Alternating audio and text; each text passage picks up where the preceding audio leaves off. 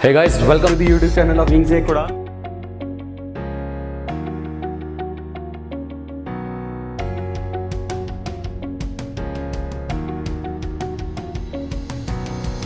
Welcome to Wings एक उड़ान।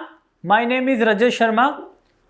मैं इंडियन पॉलिटी की जो लेक्चर सीरीज स्टार्ट की थी, आज उसी का एक नया लेक्चर मैं आपके सामने लेके आया हूं। और आज जो हम लेक्चर पढ़ेंगे वो पढ़ेंगे अबाउट द प्रियम्बल, कि प्रियम्बल क्या होता है। इससे पहले जो है कि हिस्टोरिकल बैकग्राउंड की, जो हमारा कॉन्स्टिट्यूशन है उसकी हिस्टोरिकल बैकग्राउंड क्या है, and then making of the constitution. उन दोनों चीज़ों को समझने के लिए आपको जो वेरियस एक्ट्स हैं एंड हिस्ट्री के जो वेरियस मिशन हैं, कैबिनेट मिशन, अगस्त ऑफर, उनकी नॉलेज होना बहुत ज़रूरी है अबाउट द नेहरू रिपोर्ट। तो इसलिए मैंने वो पार्ट खुद स्किप किए हैं, ताकि जब आप हिस्ट्री का जो पोर्शन है जब वो कंप्लीट हो जाएगा, इसको फिर मैं तब डील करूंगा, ताकि आपको अच्छे से चीज़ें समझ आए। आज मैं स्टार्ट करूंगा प्रियम्बल के पार्ट से।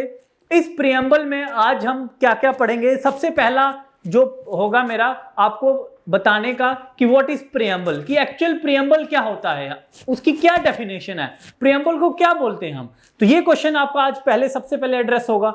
दूसरा जो होगा, ये आपके सामने दिख रहा है, दिस इज प्रियम्बल, जिसमें we the people of India, पहली लाइन आप देख सकते हो, having solemnly resolve to constitute India into a sovereign, ये आप देख सकते हो।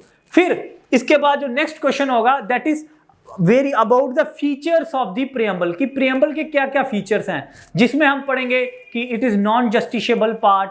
उसके बाद हम पढ़ेंगे about the it reflects the ideals and aspirations of the people, and then source of authority and many more features like various words, जो हम इसके सेकंड पार्ट में डिस्कस करेंगे। नेक्स्ट क्वेश्चन जो होगा वो होगा कि is it compulsory for a constitution to have preamble, कि क्या ये कंपल्सरी है या कस्टमरी है कि कॉन्स्टिट्यूशन का प्रियम्बल होना चाहिए, या सिर्फ कॉन्स्टिट्यूशन का ही प्रियम्बल होता है और किसी का नहीं हो सकता। Is it compulsory? ये जो इस क्वेश्चन का आंसर जो है, वीडियो के एंड तक आपको पता लग जाएगा कि क्या इसका आंसर है। नेक्स्ट क्वेश्चन जो होगा वो होगा इश्यूज रिलेटेड टू प्रियम्बल, कि जब से हमारे कॉन्स्टिट्यूशन का पार्ट है उसके रिलेटेड क्या क्या इश्यूज अराइज हुए हैं। सबसे पहला इशू ये अराइज हुआ है कि क्या प्रियम्बल कॉन्स्टिट्यूशन का पार्ट है या नहीं है, whether preamble is a part of constitution और नॉट। ये चीज हम आज आपके लेक्चर में पूरी क्लियर करूंगा। दूसरा, कि क्या प्रियम्बल को हम अमेंड कर सकते हैं या नहीं, दूसरा क्वेश्चन आपको वीडियो में ये समझाऊंगा। तीसरा, कि वेदर जो प्रियम्बल है it is an integral part of the constitution और not, if yes then why it is the integral part. तो ये सारे क्वेश्चन जो है आज मैं आपके साथ एड्रेस करूंगा।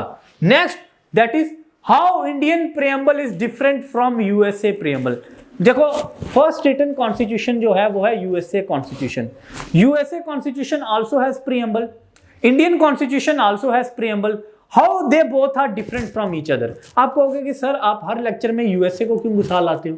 एक्चुअली जब आप सिलेबस देखोगे, इट इज मेंशन कि constitution and it's comparison with different countries, तो इसीलिए मैं हर चीज का कंपैरिजन यूएसए को लेके आता हूं मैं, ठीक है। तो इसमें हम देखेंगे कि कैसे यूएसए का जो प्रियम्बल है, how it is different from the Indian preamble. ये क्वेश्चन भी आज इस वीडियो में आपका एड्रेस करूंगा। Next, whether constitution should be interpreted in the light of preamble, कि क्या अगर हम कॉन्स्टिट्यूशन के किसी प्रोविजन में कोई कंफ्यूजन होती है तो क्या हम प्रियम्बल को as a guiding light use कर सकते हैं, क्या हम प्रियम्बल का इस्तेमाल कर सकते हैं in order to interpret the constitution. इसका भी आंसर आज आपको मैं इस वीडियो में दूंगा। Next, that is why preamble was added after completion of constitution. Actually हमारा जो प्रियम्बल है उसको ऐड किया गया था जब सारा कॉन्स्टिट्यूशन ड्राफ्ट कर लिया गया था। कहता है कि ऐसा क्यों किया गया। पहले देखो, अगर आप कॉन्स्टिट्यूशन देखोगे ना तो सबसे पहले प्रियम्बल आता है, then various provisions of the constitution आती हैं। तो अगर प्रियम्बल सबसे पहले आ रहा है तो उसको सबसे लास्ट में क्यों डाला गया भाई, ऐसा क्या रीजन था, क्या लॉजिक था। इस चीज का भी आज मैं आपको इस वीडियो लेक्चर में आंसर दूंगा। आई होप कि आपको ये वीडियो जो है इंटरेस्टिंग लगेगी, बहुत सारे डाउट्स आपके क्लियर होंगे। इसका दूसरा पार्ट में लेके आऊंगा जिसमें और एस्पेक्ट्स जो हैं प्रियम्बल के वो डिस्कस करेंगे।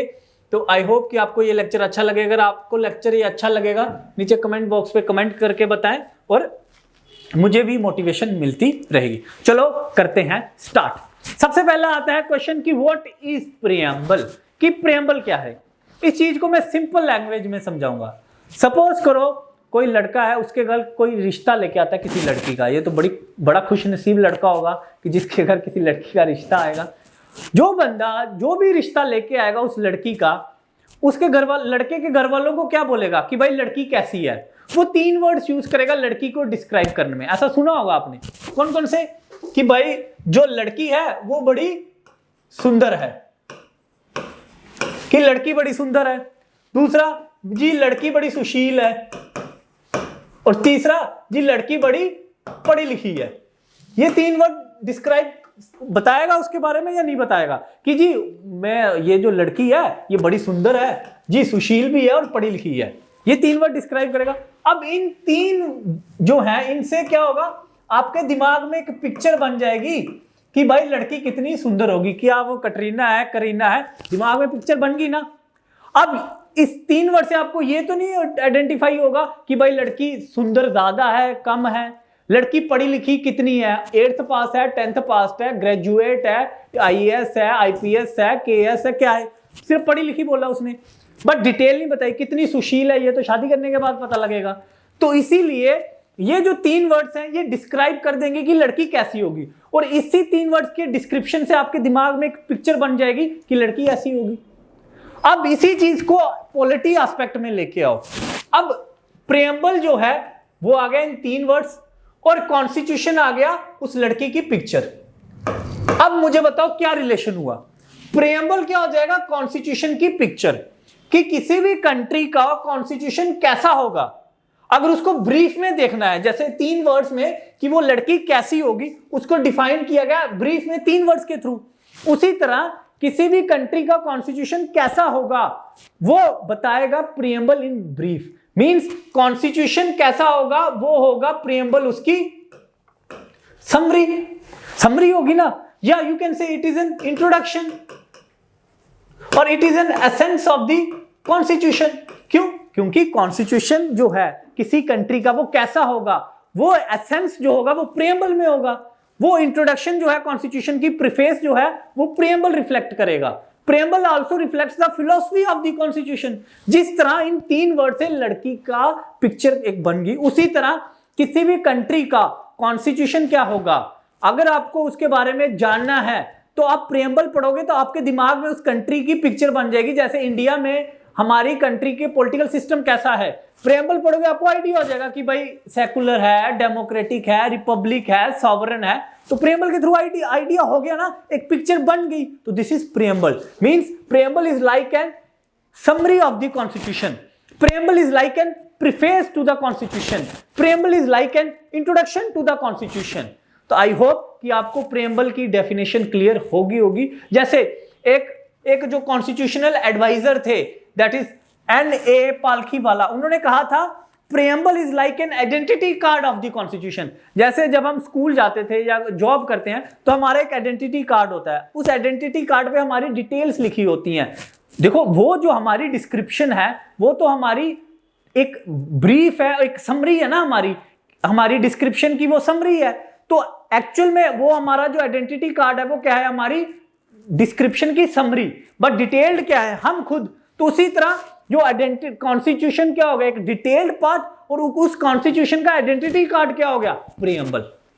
उसी तरह जो पंडित ठाकुरदास थे उन्होंने कहा था कि preamble is considered as the soul of the constitution, that is soul of the constitution. ये मैंने 2 क्यों लिखा है, कई बार कहीं ऑब्जेक्टिव में पूछा जा सकता है कि हु सेड कि preamble as the soul of the constitution, preamble as the identity card of the constitution. तो ये 2 इंपॉर्टेंट पता होने चाहिए आपको इस रिलेटेड। आई होप कि आपको पता लग गया होगा। अगर आपसे कोई पूछे कि what is preamble, you said कि preamble is the summary of the constitution, preamble is the preface to the constitution, preamble is the introduction to the constitution, preamble is the identity card of the constitution, preamble is also the soul of the constitution.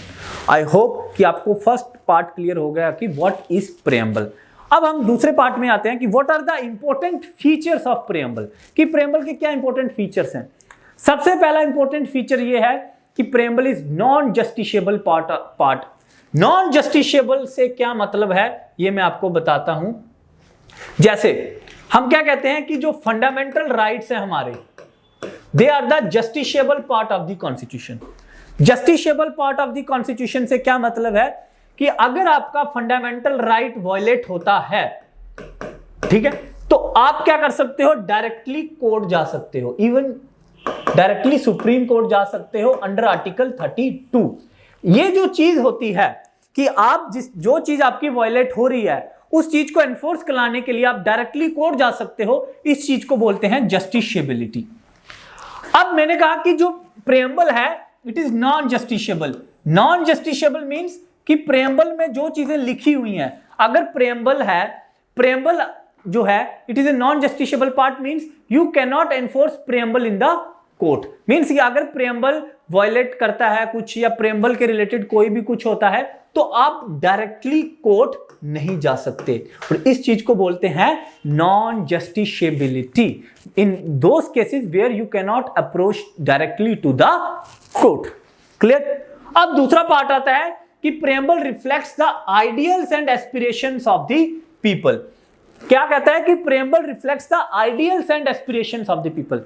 अब मैं पूछूंगा, पहला बात आता है कि what is the difference between ideals and aspirations, क्या फर्क होता है।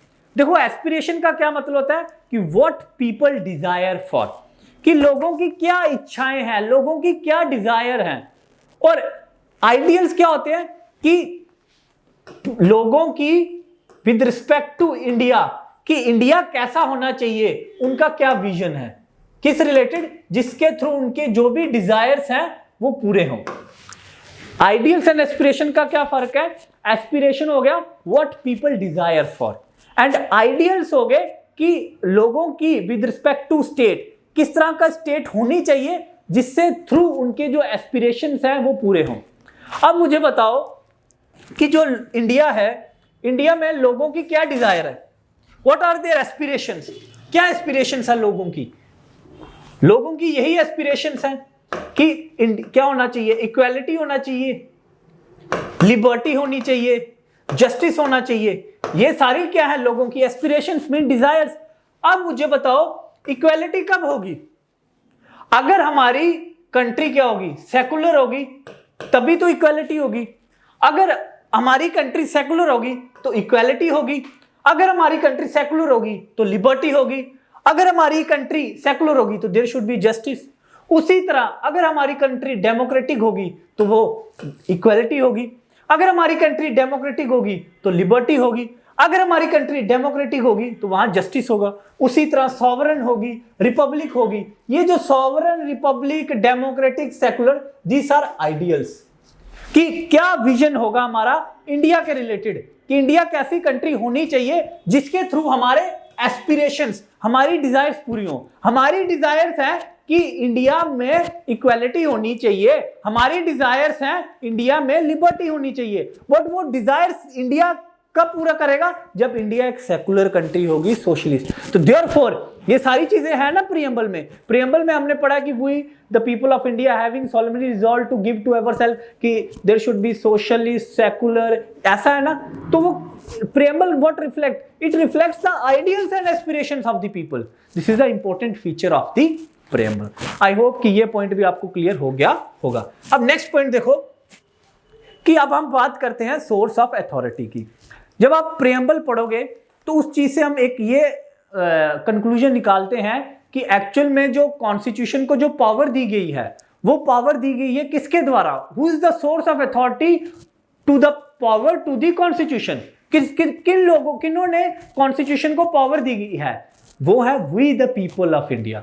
हमने खुद पावर दी है कॉन्स्टिट्यूशन को, हमने लिखा है कॉन्स्टिट्यूशन को, we the people of India. तो बट एक्चुअल में देखा जाए, अगर मैं आपको एक्चुअल में बात करें, कॉन्स्टिट्यूशन जो है वो किन्होंने बनाया था, कॉन्स्टिट्यूशन बनाया था कॉन्स्टिट्यूएंट असेंबली ने। अब कॉन्स्टिट्यूएंट असेंबली में कौन लोग बैठे थे, हमारे रिप्रेजेंटेटिव्स। तो इट मींस देखा जाए actually we the people is not, we the people जो टर्म है वो नहीं रिफ्लेक्ट करती कि कॉन्स्टिट्यूशन बनाया था लोगों ने। कॉन्स्टिट्यूशन एक्चुअली में बनाया किन्होंने था? कॉन्स्टिट्यूशन बनाया था आवर रिप्रेजेंटेटिव्स ने। तो इसी चक्कर में in Kehar Singh versus union of India case में ये जो टर्म है we the people of India, इसको चैलेंज किया गया कोर्ट में। ये चैलेंज किया गया कि ये जो टर्म है प्रेएम्बल में ये गलत है। क्यों गलत है? क्योंकि यहां पे आप बोल रहे हो कि लोगों ने कॉन्स्टिट्यूशन बनाया, बट एक्चुअल में कॉन्स्टिट्यूशन तो हमारे रिप्रेजेंटेटिव्स ने बनाया जिनको कॉन्स्टिट्यूएंट असेंबली में भेजा गया था। तो फिर लोगों ने कैसे कॉन्स्टिट्यूशन बनाया? तो फिर कोर्ट ने कहा नो, ऐसा नहीं है। ये जो टर्म, ये जो स्टेटमेंट है we the people of India, ये जो स्टेटमेंट है it is a legal fiction. Legal fiction का क्या मतलब होता है? देखो, फिक्शन का क्या मतलब होता है? Anything which is untrue. And legal fiction का क्या मतलब होता है? फॉर लीगल पर्पस, जो anything which is untrue you consider it is true. मतलब कि हमें पता है कि it is untrue, but for legal purpose we consider it is true, that is called legal fiction. मतलब हमें पता है कि एक्चुअल में हम लोगों ने नहीं बनाया था, इट इज आवर रिप्रेजेंटेटिव्स। तो but for legal fiction this is a legal fiction. मतलब कि no doubt it is untrue, but for legal purpose we consider it is true. Means for legal purpose we consider it is conclusive evidence, it is conclusive assumption. So therefore no one can challenge this statement in any court of law.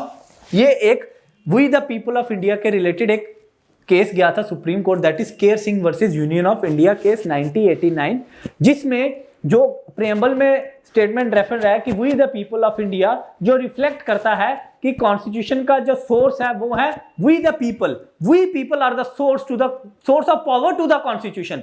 But in Keir Singh, this statement was challenged and Supreme Court said this is a legal fiction. Means for legal purpose, anything which is untrue, we considered it is true. That is called legal fiction. And it is also the conclusive assumption. Therefore, this statement cannot be challenged in any court of law. Clear? ये भी अब बाकी और भी features हैं जिनको हम next part में डिस्कस करेंगे, सिंगल वो आगे हम डिस्कस करेंगे। अब नेक्स्ट देखो, अब एक क्वेश्चन हमने जब स्टार्टिंग में देखा था, वो क्वेश्चन क्या था कि इज इट कंपल्सरी, कि क्या ये जरूरी है कि कॉन्स्टिट्यूशन में प्रेएम्बल का होना जरूरी है? Is it compulsory? No. Answer is no, it is not compulsory कि every constitution has a preamble. अब हमने पढ़ा था, मैंने कहा कि it is not compulsory every constitution has a preamble. Means अब हमने देखा कि कॉन्स्टिट्यूशन जो होता है वो दो तरह का होता है। पहले जो वीडियो मैंने फर्स्ट वीडियो जो बनाई थी उसमें आप सभी ने पढ़ा कि कॉन्स्टिट्यूशन एक होता है हमारे पास रिटन कॉन्स्टिट्यूशन और एक होता है हमारे पास अनरिटन कॉन्स्टिट्यूशन। अब जो रिटन कॉन्स्टिट्यूशन होते हैं उनका तो प्रीएम्बल होता है, but what about the unwritten constitution? Unwritten constitution have no preamble, इनका कोई प्रीएम्बल नहीं होता। It means it is not compulsory कि every constitution has a preamble, because unwritten is also a constitution.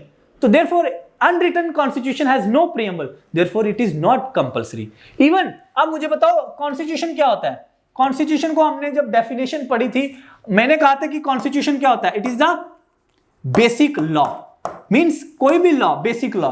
अब इवन की any law can have preamble, any law can have preamble।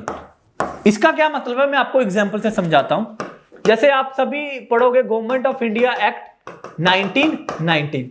इस government of India act 1919 का जो first important feature था वो क्या था कि इट हैज ए सेपरेट प्रेएम्बल, कि इसका एक सेपरेट प्रेएम्बल था। मींस उस प्रेएम्बल में मेंशन था about the objective of the act. तो it means it is not compulsory कि only constitution has a preamble, even any law can have a preamble. कोई भी लॉ जो हो उसका भी प्रीएम्बल हो सकता है। And even it is not compulsory कि every constitution has a preamble, because unwritten constitution have no preamble. ये क्वेश्चन भी क्लियर हो गया होगा आपका कि every constitution has, it is not mandatory, therefore it is customary to have a preamble in constitution. Clear हो गया? चलो अब नेक्स्ट क्वेश्चन देखते हैं। नेक्स्ट क्वेश्चन क्या है? नेक्स्ट क्वेश्चन जो है वो अबाउट द प्रीएम्बल, कि क्या प्रेम्बल जो है वो कॉन्स्टिट्यूशन का पार्ट है या नहीं है। अब प्रेम्बल कॉन्स्टिट्यूशन का पार्ट है या नहीं है, इसके रिलेटेड सबसे पहले सुप्रीम कोर्ट के पास कि क्या प्रेम्बल कॉन्स्टिट्यूशन का पार्ट है नहीं है, वो गया related to Berubari union case 1960। Actual में ये बेरोबेरी यूनियन केस क्या था, इसको हम अलग से डिटेल में पढ़ेंगे, तो बट मैं आपको यहां पे बता दूं कि how Berubari union case is related to preamble. इसमें बोला गया कि जो प्रेम्बल है it is not the part of the constitution. Berubari union case में बोला गया कि preamble is not the part of the constitution. अब बात आती है क्यों, ऐसा क्यों बोला गया सुप्रीम कोर्ट के द्वारा, वाई क्यों बोला गया, बात आती है वाई ऐसा क्यों बोला गया। देखो USA also has constitution, written constitution, and USA constitution also has preamble। अब इनके इस यूएसए कॉन्स्टिट्यूशन में जो जुडिशरी है दे कंसिडर्ड कि preamble is not the part of the constitution. तो उसी चीज को नजर में रखते हुए बेरोबेरी यूनियन केस में हमारे सुप्रीम कोर्ट ने कहा कि जो प्रेम्बल है वो कॉन्स्टिट्यूशन का पार्ट नहीं है। यूएसए का जो प्रोसेस था उस चीज को फॉलो किया बेरोबेरी यूनियन केस में। फिर ये आ गया बेरोबेरी यूनियन केस। फिर नेक्स्ट आता है हमारे पास that is Keshav Nanda Bharati case. Keshav Nanda Bharati case में क्या हुआ, same related to the preamble. Keshav Nanda Bharati case में बोला गया सेम क्वेश्चन कि क्या प्रेम्बल कॉन्स्टिट्यूशन का पार्ट है या नहीं है। तो इसमें बोला गया कि सुप्रीम कोर्ट ने कहा केशव नंदा भारती केस में कि yes preamble is not only the part, it is an integral part of the constitution. क्या बोला, integral part of the constitution. Integral part से क्या मतलब, anything which is an integral part means it is the most important part। and why it is the most important part, पहले आप बेरोबेरी union case में कह रहे हो कि no it is not the part of the constitution। Keshav Nanda Bharati case में आप कह रहे हो कि no preamble is not only the part, it is the integral part of the constitution। integral part means most important part of the constitution। why it is the most important part of the constitution, because it contains the basic structure of the constitution. कि जो preamble के जो लिखा हुआ है उसमें it contains the basic structure of the constitution. But as a whole preamble is not the basic structure, but जो preamble के अंदर है it contains the basic structure of the constitution, therefore it is considered as the integral part of the constitution. अब बात आती है कि ऐसा क्या हो गया कि केशव नंदा भारती केस में कि पहले वो बोल रहे थे कि प्रेम्बल कॉन्स्टिट्यूशन का पार्ट नहीं है बेरोबेरी यूनियन केस में, बट केशव नंदा भारती केस में उन्होंने कहा कि नहीं प्रेम्बल कॉन्स्टिट्यूशन का पार्ट है। तो ऐसा क्या हो गया भाई, why change in this view. क्या हुआ, उनको लगा कि जब हमारी कॉन्स्टिट्यूएंट असेंबली में जब प्रेम्बल को पास किया गया, जब प्रेम्बल को हमारी कॉन्स्टिट्यूएंट असेंबली में जो अडॉप्ट किया गया, at that time it is written कि preamble is the part of the constitution. कि उस जो रेजोल्यूशन था जिसमें जिस रेजोल्यूशन के थ्रू हमने कॉन्स्टिट्यूएंट असेंबली में प्रेम्बल को अडॉप्ट किया था, सभी ने एक्सेप्ट किया था कि प्रेम्बल इज द, उसमें उस रेजोल्यूशन में मेंशन था कि preamble is the part of the constitution. तो सुप्रीम कोर्ट ने कहा कि if constituent assembly considered it as the part of the constitution then we should also consider it is the part of the constitution. That's why in Keshav Nanda Bharati case Supreme Court said that कि preamble is not only a part, it is an integral part। Why integral part? Because it contains a basic structure of the constitution। Clear? चलो हम next question देखते हैं। Next क्या है? अब हम बात करते हैं about the Keshav Nanda Bharati case. Keshav Nanda Bharati case में बोला गया कि सुप्रीम कोर्ट ने कहा कि अब अगला क्वेश्चन आता है कि ठीक है आपने बोल दिया कि प्रेम्बल जो है वो कॉन्स्टिट्यूशन का पार्ट है, बोल दिया। अब कॉन्स्टिट्यूशन का पार्ट है, अब क्वेश्चन आया कि क्या इसको हम अंडर आर्टिकल 368 अमेंड कर सकते हैं प्रेम्बल को या नहीं कर सकते। अब ये क्वेश्चन आ गया सुप्रीम कोर्ट के आगे। अब आप बोलोगे कि सर अगर सुप्रीम कोर्ट ने केशव नंदा भारती केस में बोल दिया है कि प्रेम्बल पार्ट है तो फिर अमेंड तो हो गई। नो, क्यों? क्योंकि अगर आप आर्टिकल 368 पढ़ोगे, आर्टिकल 368 क्या कहता है, आर्टिकल 368 पावर देता है किसको, पार्लियामेंट को, रिलेटेड टू व्हाट, किस चीज की पावर देता है, related to the amendment of the constitution, कि कॉन्स्टिट्यूशन को अमेंड किया जाए। अब कौन सी क्या किया जाए amendment, related to the amendment of the provisions of the constitution. अगर आप पढ़ोगे amendment of the provisions of the constitution of India. अब इस वर्ड पे फोकस करो, provisions of the constitution of India.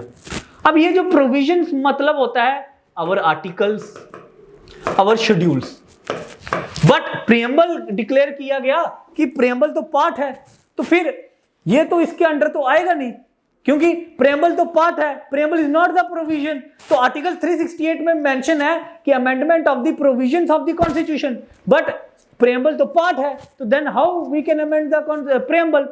तो सुप्रीम कोर्ट ने कहा ऐसा नहीं है, नो डाउट कि preamble is a part, it is not the provision, but still we can amend the preamble. Why supreme court ने ऐसा क्यों कहा? सुप्रीम कोर्ट ने कहा कि देखो भाई, बात ऐसे है कि जो हमारा प्रियम्बल है, our preamble walks hand in hand with constitution. अब इस चीज का क्या मतलब है? कहता our preamble walks hand in hand with constitution. देखो इस चीज का यह मतलब है, मैंने आपको पहले बताया कि जो प्रियम्बल होता है, प्रियम्बल का क्या डेफिनेशन है कि preamble is the summary of the constitution. Even according to D Basu, preamble reflects the philosophy of the constitution. अगर कॉन्स्टिट्यूशन में कोई चेंज होती है, ठीक है, अगर वो चीज हमारे प्रियम्बल में रिफ्लेक्ट नहीं होगी, तो हाउ वी कंसीडर कि प्रियम्बल जो है वो समरी है, हाउ वी कंसीडर कि प्रियम्बल जो है वो फिलॉसफी है कॉन्स्टिट्यूशन की। क्यों? क्योंकि अगर कॉन्स्टिट्यूशन में कोई फिलॉसफी में चेंज आती है या कॉन्स्टिट्यूशन में कोई चेंज आती है, that change must be reflected in the preamble ना, तभी तो प्रियम्बल को हम कह सकेंगे कि it is the summary, it is the philosophy of the constitution according to D Basu. तो इसीलिए उन्होंने कहा कि our constitution, our preamble walks hand in hand with the constitution. तो देयरफॉर इसीलिए preamble can be amended under article 368। इसीलिए हमने preamble को सबसे एंड में डाला था। क्यों? क्योंकि जब पूरा कॉन्स्टिट्यूशन बन गया, तो हम उस कॉन्स्टिट्यूशन का जो निचोड़ थे, उस कॉन्स्टिट्यूशन की जो समरी थी, फिर उसको हमने प्रियम्बल में डाला। तभी प्रियम्बल को सबसे लास्ट में बनाया गया था। क्यों? क्योंकि ताकि हमारा सारा का सारा कॉन्स्टिट्यूशन, देखो जब तक आप मूवी देखोगे नहीं तो आप उस मूवी का निचोड़ कैसे निकालोगे? जब आप मूवी देखोगे तो आप उस मूवी को 10 मिनट में एक्सप्लेन कर सकते हो कि यार इस मूवी में ये था कि एक हीरो होता है, वो हीरोइन जो होती है उसका बाप उसे शादी नहीं कराता, तो उसे बचाने में लग जाता है, और यही सारी मूवी है। बट इसी चीज को उन्होंने 2-2.5 घंटे में रिफ्लेक्ट करते हैं। तो वो जो 2-2.5 घंटे वो है कॉन्स्टिट्यूशन इलेबोरेशन पार्ट, और जो छोटी सी मैंने लाइन बोली ये है मेरा प्रियम्बल, जो समरी। अब अगर सपोज करो कॉन्स्टिट्यूशन की ये जो स्टोरी मूवी है, मूवी की ये स्टोरी जो अगर कोई चेंज होती है, तो ये जो स्टोरी जो चेंज होगी that must be reflected in my preamble ना, तो तभी तो दोनों में कॉन्ग्रुएंस होगी। तो इसीलिए बोला जाता है कि जो हमारा प्रियम्बल है that walks hand in hand with the constitution, therefore it is considered as an amended, it can be amended under article 368। Clear? ये हो गया क्लियर। अब नेक्स्ट देखो, नेक्स्ट कहता है कि क्या प्रियम्बल को हम इंटरप्रिटेट कर सकते हैं with respect to the provisions of the constitution, whether preamble can be interpreted with respect to the provisions of the constitution. इसके रिलेटेड जो केसेस आए, सबसे पहला जो केस आया वो आया AK गोपालन केस 1950 में। इस AK गोपालन केस में बोला गया कि preamble can not be interpreted with respect to the provisions of the constitution. इसमें साफ साफ सुप्रीम कोर्ट ने मना कर दिया। But in case of Berubari union case, supreme court ने कहा no, preamble can be interpreted with respect to the provisions of the constitution. मतलब क्या है मेरा कहने का कि अगर सपोज करो किन्हीं प्रोविजंस को लेके कोई कंफ्यूजन आ जाती है, कोई एम्बिग्यूटी आ जाती है, तो उस एम्बिग्यूटी, उस कंफ्यूजन को दूर करने के लिए हम प्रियम्बल का सहारा ले सकते हैं, ये बोला गया। जैसे आप देखोगे लैंड सीलिंग लॉ, जमींदारी एबोलिशन लॉ, ये जो लॉ थे इनकी validity on the basis of preamble भी डिक्लेयर की गई थी। तो इट मींस आफ्टर 1960 कि अब आज की डेट में अगर आपको कोई पूछा जाता है कि क्या हम प्रियम्बल का इस्तेमाल कर सकते हैं related to the interpretation of the provisions of the question constitution, yes, preamble can be used related to the, in order to solve the confusion, in order to solve the ambiguity related to the provisions of the constitution. Clear? तो ये सारे question I hope कि आपके address हो गए होंगे कि actual में प्रेम्बल क्या है, उसके फीचर्स क्या हैं, जिसमें हमने ideals, aspiration, source of authority and क्या प्रेम्बल कॉन्स्टिट्यूशन का पार्ट है। अगर मैं आपको आज नेट शेल में बताऊं कि प्रेम्बल कॉन्स्टिट्यूशन का पार्ट है, पार्ट के साथ साथ वो इंटीग्रल पार्ट भी है। हाँ, प्रेम्बल को हम अमेंड भी कर सकते हैं और प्रेम्बल अभी एक बार अमेंड हो भी चुका है। ये सारी चीजें हम आगे नेक्स्ट लेक्चर में पढ़ेंगे। आई होप कि आपको आज का लेक्चर अच्छे से समझ आ गया होगा।